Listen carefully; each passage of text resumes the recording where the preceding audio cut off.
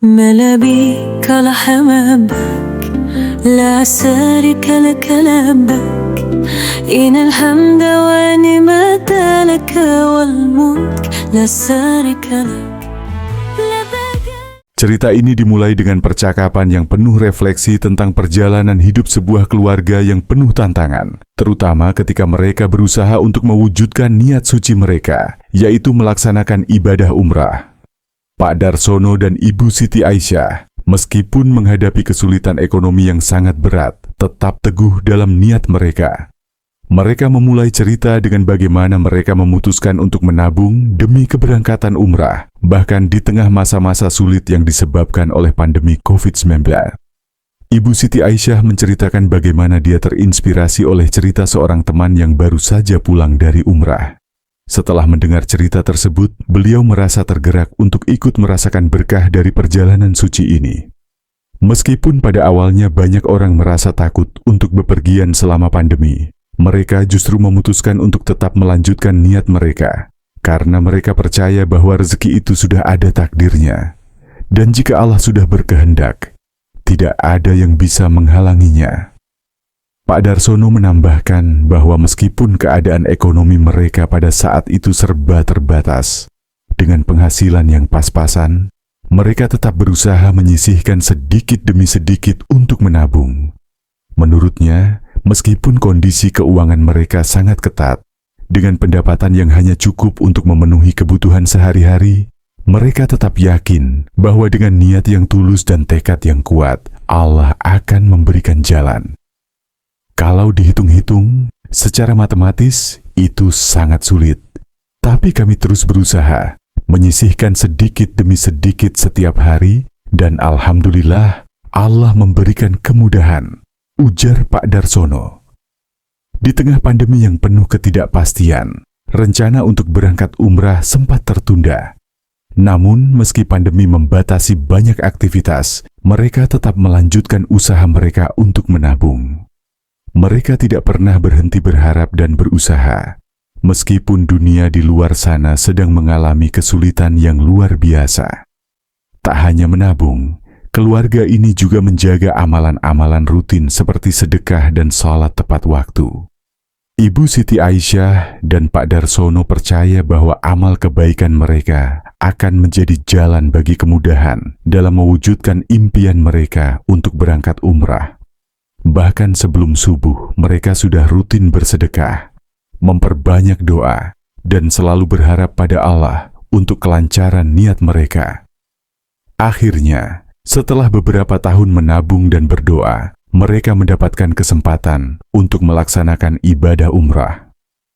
Meskipun kondisi pandemi mengharuskan mereka menjalani proses yang lebih panjang, termasuk karantina dan berbagai prosedur kesehatan, mereka tidak gentar.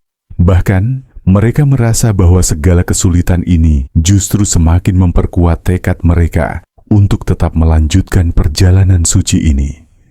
Kesan yang mereka dapatkan dari umrah pertama, mereka sangat mendalam. Ibu Siti Aisyah mengungkapkan bagaimana momen berdoa di Multazam sangat berkesan. Pada saat itu, ia berdoa dengan penuh harapan dan keyakinan. Tiba-tiba, seseorang datang dan memberikan kami makanan, padahal saat itu kami sedang berpuasa. Ini adalah salah satu pertolongan yang saya rasa sangat luar biasa. Katanya, mengenang kejadian tersebut dengan penuh rasa syukur. Selain itu, ada cerita tak terduga lainnya. Saat umrah, anak mereka yang sedang mengikuti ujian di Undip juga dimudahkan untuk diterima di universitas tersebut. Meskipun dalam kondisi jauh di tanah suci, doa-doa mereka terkabul.